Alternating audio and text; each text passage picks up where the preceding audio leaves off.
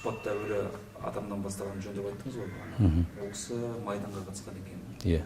Соғыс даласында болды. Соғыстан оралмады, түсінген. Оралған жоқ.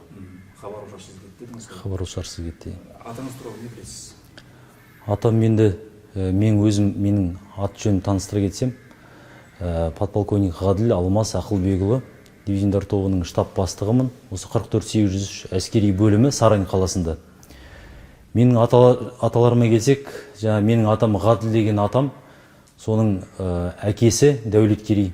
Дәулеткерейдің ағасы Бақтыгерей және олардың екі інісі Ғабдыжан, Ғалымжан деген төрт атамыз.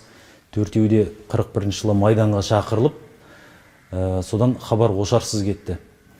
Сол ауылда қалғаны, Оралда, Батыс Қазақстан облысы Жаңақала ауданында қалғаны, жаңағы Бәлиза әжеміз, жаңағы төрт атамның мамасы және немересі Ғаділ деген екеуі қалып, бүкіл әулеттен екеуі қалып, жаңа әжеміз төрт баласынан айырылды, сол майданға аттанды.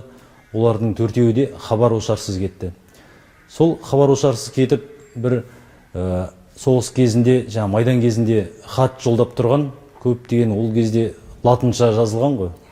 Латын әрпімен жазылған хаттар көп жиналған. Үйде сол латын әріптерімен сақталып бағана хаттарды бір күні үйге Есенжол Құстабаев деген ағамыз, журналист жаңағы Оралда, сол кісі үйге бір қонақтатып келеді. Әкем сол мамам бар жаңағы хаттарды көрсетіп, сол кісіге оқып бір мақала шығарады Орал өңірі газетіне. Одан кейін Жәнібек Әбілпейісов деген жазушы ағамыз бар.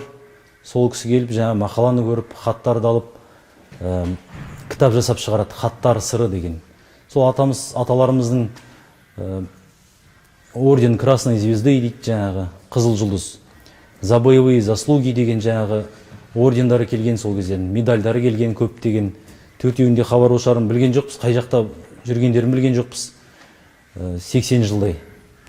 Содан осы негізі бір ай бұрын бір волонтерларға хабарластым, бір 4-5 кісілер бар, жақсы кісілер, өздері іздейді екен, жаңағындай хабар ошарсыз кеткен, өздерінің ата тектерін іздеп жатырған деген біздің халқымыздың.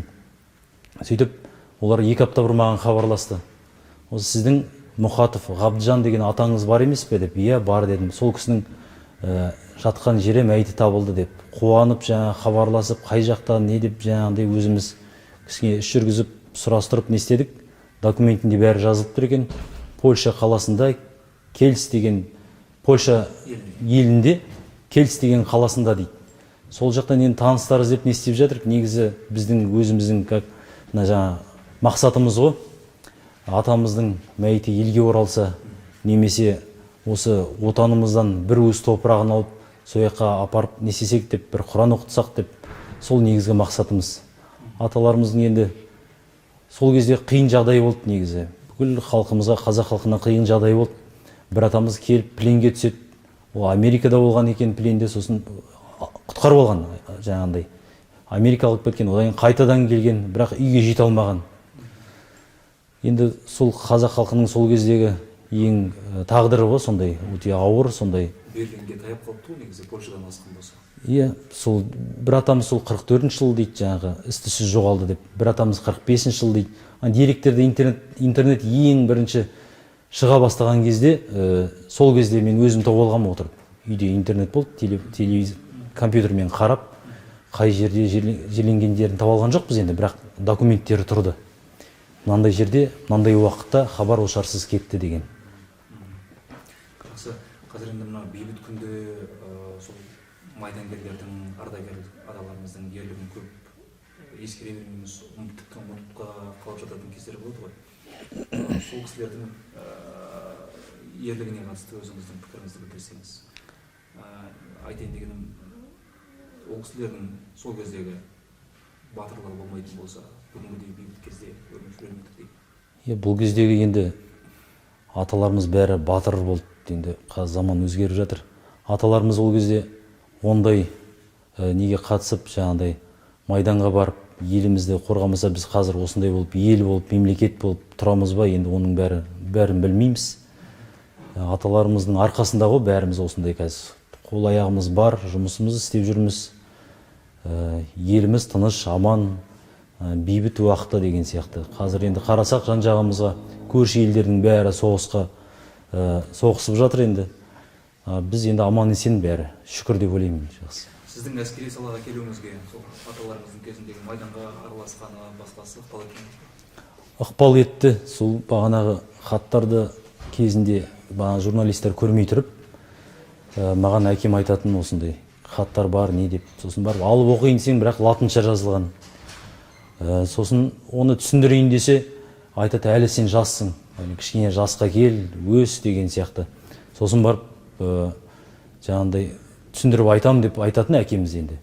Әкем негізі жаңағы Оралда өзі шаруа қожалығы бар, қазір пенсияға шықты. Бәрін түсіндіріп айтады. Сосын жаңағы кітаптың арқасында ғой, кітаптың арқасында көріп, оқып, ықпалы негізі жақсы тиді. Мен әскери адам болам деп 10-шы класста ма, 11-ші сыныпта ма өзім шештім.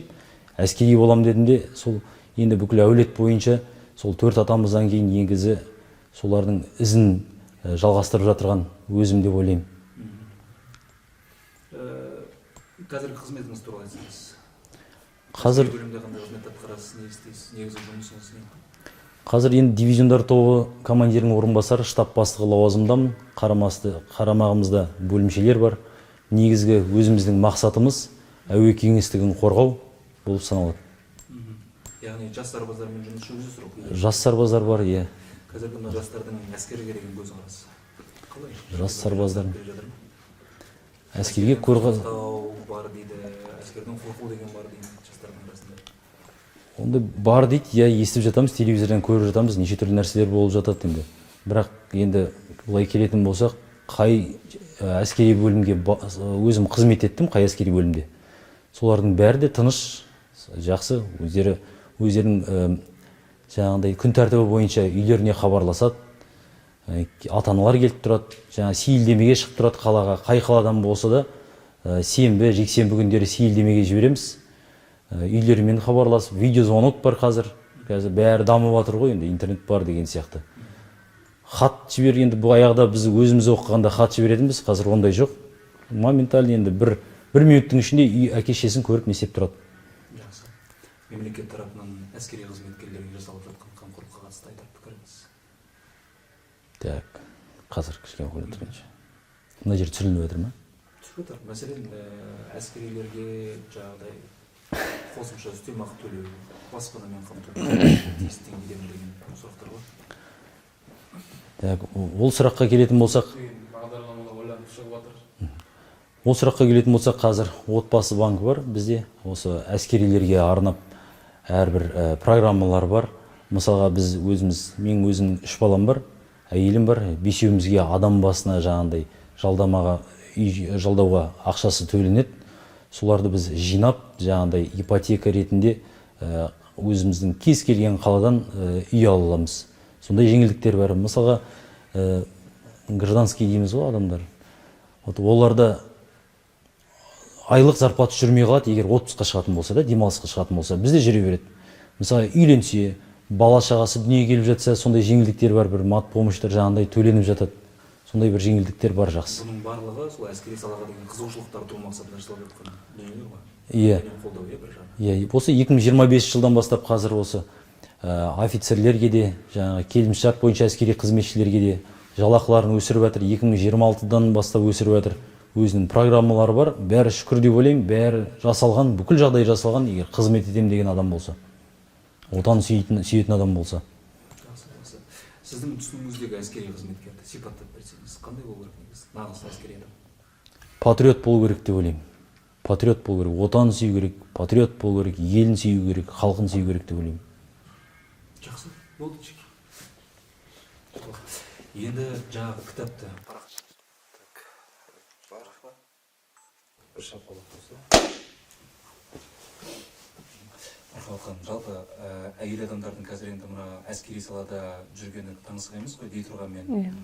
Бұл салаға қалай келдіңіз, не түрткі болды, несімен қызықтыңыз? Мен енді өзім атамнан бастасақ, атам соғыс ардагері болған. Одан әкем де сол салада деп айтсам болады. Бұрынғы милиция, қазіргі полиция сол қызметтен зейнетке шыққан кісі. Енді әрдайым жаңағы осындай формада, әскери формада, сол формада көргеннен кейін, сол форманы көріп өскеннен кейін ба қызығушылық болды. Сонымен мектепте жаңа НВП сабағы бар ғой, әскери, қалай айтылады, қазақша? Алғашқы әскерге дайындық, өзім орысша оқыдым ғой енді ол кезде, сонымен НВП болып кетті. Сол кезде де, білмеймін енді, сол жақындығым болған шығар, әскери шендерді жақсы жаттадым өз басым.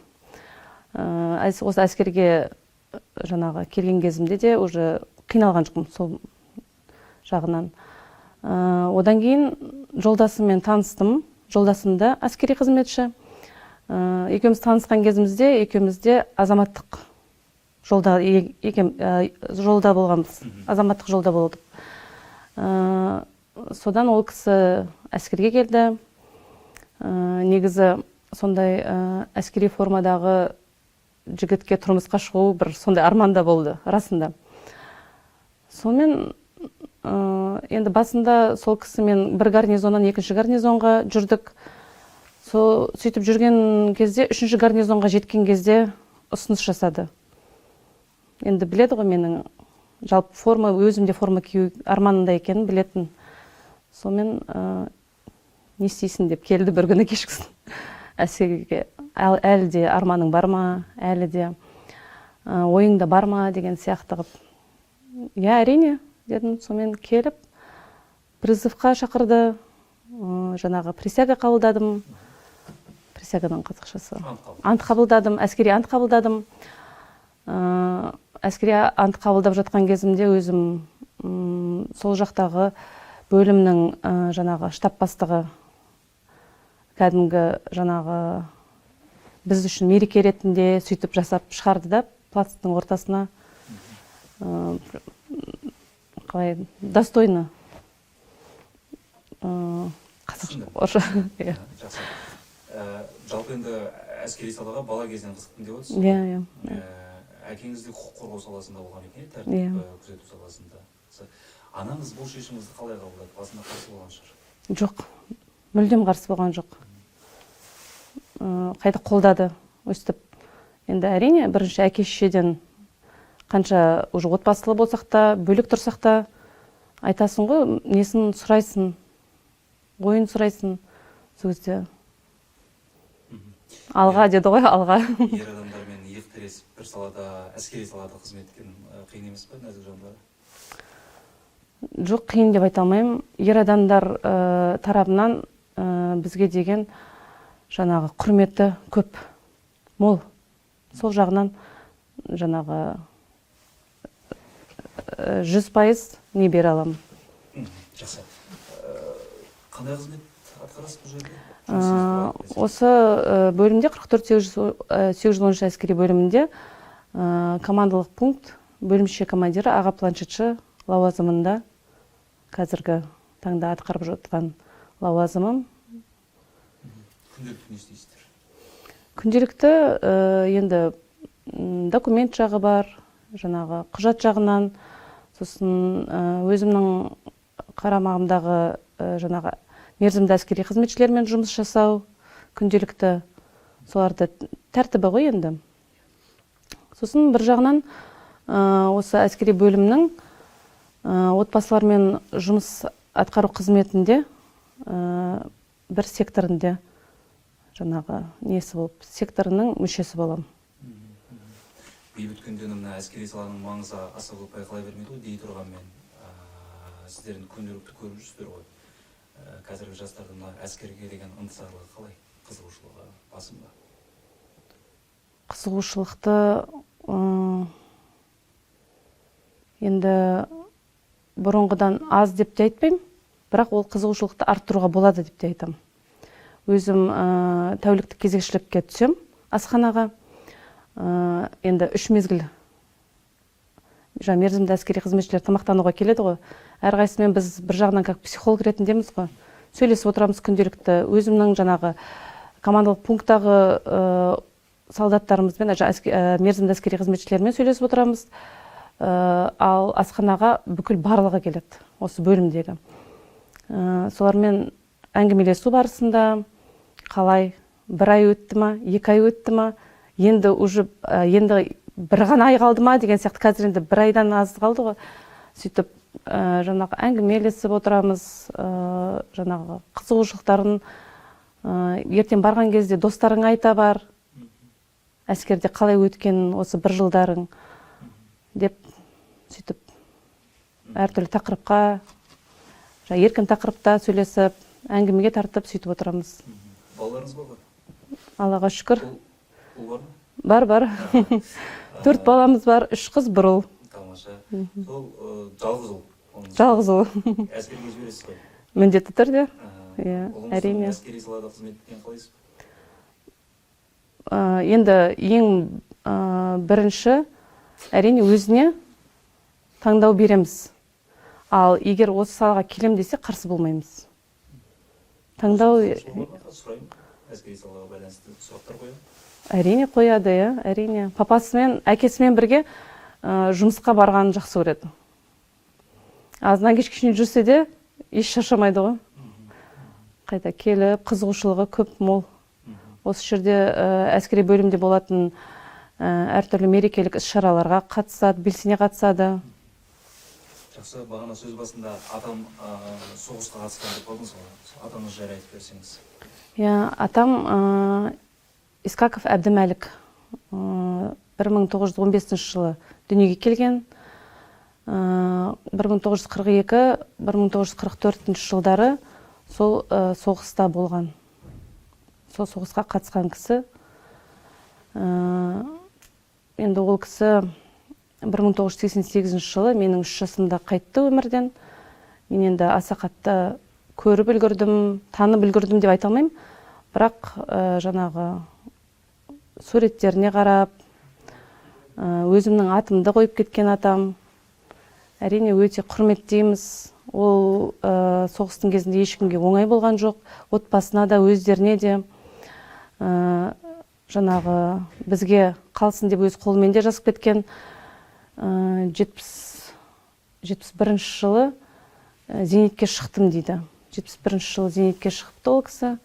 Сол 72 жылы жаңағы жазып кеткен хатында оқыған кезімде Гитлердің жаңағы сол соғыстағы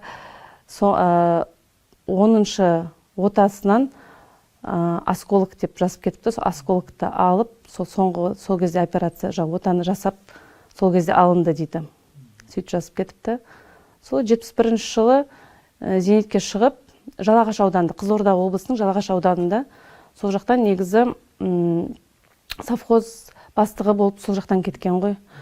Бірақ сол 71 жылы Қызылорда қаласына келіп, жаңағы көшіп келген қалаға. Мемлекеттен 5-6 бөлмелі үй алды. Жаңағы алаң бар ғой, площадь дейді ғой. Алаңның қақ ортасынан бір 9 этажды үй салынған. Соның төрінен жаңағы биіктен алаңнан өткен іс-шараларды, жаңағы концертні бағдарламаларды соларды қарап отырамын деп 7-ші этаждан алған үйді. 3-ші этажды берген, бірақ 7-ші этаждан қарап отырамын деп сол кісі. Сол 90, жоқ. Қай кезде өтсе. Аталарыңыз жайлы тағы да қандай естеліктер айтатын? Енді өзіңіз сол кезде кішкентайсыз, есіңізде көп нәрсе қалмаған. Ересектер аталарыңыз жайлы тағы да не айтатын? Енді ол кісі салмақты кісі, өте салмақты, ақылын көрсетіп отырған, дүниеге 2 қыз, 5 ұл алып келген. Қазірде енді атамда, әжемде марқұм кісілер ғой енді. Балалары да біразы кетті. Бізде енді атамнан әкем бар енді, Аллаға шүкір, әкем бар. Сол мінезі салмақты дейді ол кісінің. Өте жаңағы бәрін ақылмен шешетін. Сондай кісі болған. Енді әжемді сәл көрдім. Осы енді әкеңіз жайлы аз-кем айтсаңыз. Полиция қызметкері дедіңіз. Бұрынғы милиция қызметкерінен зейнетке шыққан кісі. Биыл Алла қаласа 75-ке толады. Енді ол кісі ол салада да өзінің бүкіл қызметін атқарып, жаңағы енді бұл салада жүрген кісілердің бәрі отбасынан шырақта жүретін кісілер ғой. Біз қанша жаңағы айттым ғой, формада көріп жүрсем де, бірақ сол таңертең көріп, кешке бірақ көретінбіз. Кейде жаңағы өзіміз сияқты кезекшіліктерде көп жүретін, әрине. Тоже жаңағы салмақты кісі, ақылын үйретіп отырған бізге кісі. 3 бала тәрбиелеп, анам екеуі, бір ұл, 2 қыз. Сонымен ең кішісімін, кенжесімін. Ол мені өзі арқалап өсірген. Әкем туралы енді ол 11 класс бітірем дегенше аяқ бастырмаған кісі. Табалдырыққа шейін арқалап апарып келіп, барлық жаңағы ата-аналар жиналысына қатысып, анамды жібермей өзі барып сөйтетін кісі. Солай өсірген. Жолдасыңыз да әскери салада қызмет етеді. Екі әскери азаматтың бір жаңалықта тұруы. Әскери жағынан қиын емес. Наоборот, керісінше, мен әскерге келгеннен оны жаңағы көбірек түсіне бастадым, десем болады. Бұрында да поддержка қалай болады? Қолдау. Бұрында жаңағы айттым ғой, өзім 3-ші гарнизонға біз ауысып келген кезде, осы әскерге келгенімді. Бірақ та бұрыннан қолдап сөйтіп жүрдім. Соның ең үйдегі отбасындағы жағдай тыныштық болса, қолдау көрсе, олардың жаңағы әскердегі қызметі де өседі ғой, әскери қызметінен. Ол кісі осы бөлімнің дивизиондар тобының командирі, дивизиондар тобы командирінің тәрбие және идеологиялық жұмыстар жөніндегі орынбасары қазіргі таңда, Жалтыркөл ауылында. Жаңағы айтқандай, әскер жағынан қиындықтар болған жоқ. Жаңағы бұрыннан керісінше көбірек түсіндім қызметін. Бірақ енді біз қай қалада жүрсек те өзіміз, бала-шағаға өзіміз қараймыз. Сол жағынан кішкене қиындықтар болмады емес, болды. Ата-анамызды жаңағы қолдау көрсету үшін шақырайық десек, олар өз немерелерімен, өз үйлерінде. Тек сол жағынан ғана қиындық болды десем ғана болады енді. Балаларға көбірек көңіл бөлетін кездер. Балалар өсіп кетем дегенше олар көп ауырады. Сол жағынан ғой. Ал қазір мемлекет тарапынан әскери қызметкерлерге жасалып жатқан жағдайға көңілдеріңіз болады ма? Әрине. Неге толмасқа? Барлығы жақсы, шүкір. Жаңағы жалақымызды да рет-ретімен, орнымен көтеріп жатыр. Жаңағы өздеріңіз білетіндей пәтер ақысында ол жағынан да көтермелеп жатыр. Жыл сайын көтермелеп, қаншама әскери қызметшілер өз үйлерін алуда, қоныс тойларын жасауда, Алла қаласа бізде соған ниет етіп отырмыз. Бұның өз негізі әскери салаға қызығып жүрген жас балаларға үлкен стимул дейсіз ғой? Үлкен стимул. Өзім қазір мерзімді әскери қызметте қайныларым көп жүрген. Қазір оларға айтып жатырмыз. 6 айдан кейін қал, бар ғой, 6 айдан кейін қалуға болады. Болмаса Алматыда бар 2 жаңағы жоғары оқу орны. Соған жаңағы көндіріп жатырмыз, былай айтқанда. Түсіңдер, жаңағы не мен сияқты жаңағы әскери қызметші боласыңдар, не көкелерің сияқты офицер боласыңдар деп. Енді қайсысын өздері таңдайды, бірақ таңдаудың үстінде тұр қазіргі таңда. Осы күнге дейін әскери саланы бекер таңдаппын деген бір өкініш болған жоқ өзіңізде? Жоқ, ешқандай өкініш болған жоқ. Жаңағы керісінше айтқанымдай, бұрыннан екеуміз үйленгеннен айтатынмын. Ақыры қасыңда жүрем. Үнемі. Қайда сен ауыстырса да қасында жүрем. Қайта бірге жүрейік осы салада деп. Сол бұйырған күні келдім ғой енді. форманы кийдим буйрган күнү. Болду. Мгм. Жақсы. Нормально ма? Жақсы.